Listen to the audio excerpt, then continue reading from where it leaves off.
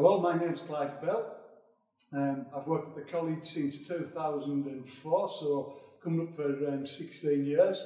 I'm one of the welding lecturers and I teach on welding courses from level 1 all the way through to level 3 and to advanced welding skills. So here at the college we do level 1 welding, which progresses to level 2 and then to level 3 and to apprenticeship programs. At level 1 we do an introduction to manual metal arc and an introduction to MIG welding, very hands-on and very challenging. The level 1 progresses to the level 2 and then we progress up to level 3 and then apprenticeships.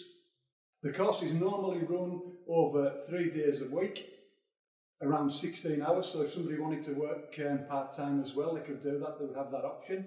So welding is a manufacturing process of joining materials together, making basic welding joints that are needed out in industry. If anybody's interested in pursuing a career in welding, visit the college website or you can contact us through Facebook and we'll get back to you as soon as possible.